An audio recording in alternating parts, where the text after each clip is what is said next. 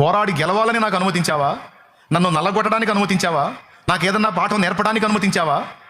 లేకపోతే నాలో ఇంకా ఏమైనా సరిచేయబడాల్సినవి సరిచేయబట్టడానికి అనుగ్రహించావా? లేకపోతే నేను గర్వించకుండా నన్ను లొంగదీయడానికి అనుగ్రహించావా? ఏ కారణం చేత అనుగ్రహించావు? నీ అనుమతి లేకుండా, నీ అనుగ్రహం లేకుండా ఎవడు ఏది పొందనేరడని బాప్తిసం ఇచ్చి యోహాను చెప్పాడు. దేవా, ఈరోజు నేను ఇది ఫేస్ చేస్తున్నాను, ఇది నీకు తెలియకుండా వచ్చిందా అని దేవుని ముందు నువ్వు ఉంచవచ్చు. దేవుడు స్పందిస్తాడు. నా శరీరంలో ఉన్న ఈ ముళ్ళు సంగతి ఏమిటని పౌలు దేవుడిని అడిగాడు. 3 సార్లు అడిగాడట. పౌలు నడికట్టు తగిలితే రోగాలు తగ్గుతున్నాయి, కర్చీపు తగిలితే రోగాలు తగ్గుతున్నాయి. మామూలుగా లేదు పౌలు పరిస్థితి. ఓ రకంగా చూడాలంటే పౌలుని ఒక రేంజ్లో చూస్తున్నారు జనం. అట్టుంది పౌలు పరిస్థితి. కానీ విచిత్రం ఏంటంటే పౌలో పేషెంట్ లాగా ఉన్నాడు. జనం వచ్చి అంటారు, అయ్యా నీ చేతి వస్త్రం తీసుకెళ్ళేసానా, వాడు బాగుపడ్డాడు అని ఉండాలి. నా నడికట్టుకి, నా చేతి వస్త్రానికి అంత శక్తి ఉంటే నాకున్న బలహీనత సంగతి ఏమిటి? పౌలు దేవుడిని అడిగాడు 3 సార్లు, నాకున్న బలహీనత తీసివేయి తండ్రి అని.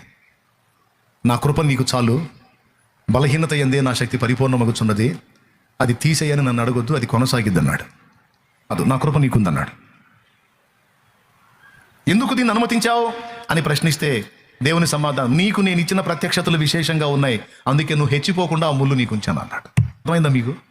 కొన్నిసార్లు ముళ్ళులా మనల్ని గుచ్చుతున్న శోధనలు కూడా కొన్ని ప్రత్యేకమైన కారణాలను బట్టి మనకు అనుమతించబడతాయని నీకు తెలుసా?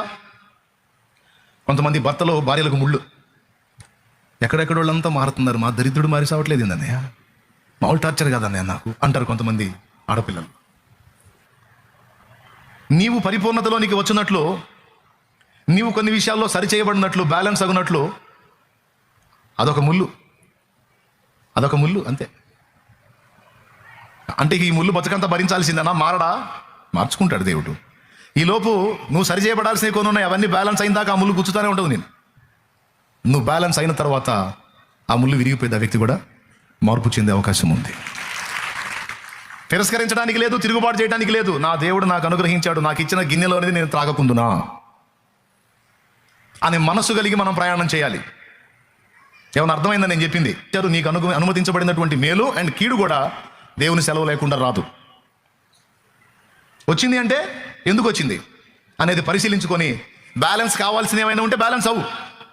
నాకేం అర్థం కావట్లేదని అన్ని విషయాలు నేను బాగానే ఉన్నానంటే మరి ఏం బ్యాలెన్స్ కావాలో ఆయన అడుగు, తప్పకుండా నీకు బయలుపరుస్తాడు, డీల్ చేస్తాడు. కాబట్టి మనం అనుభవించేటువంటి కీడులే కాదు, మనం పొందగోరిన మేలులు కూడా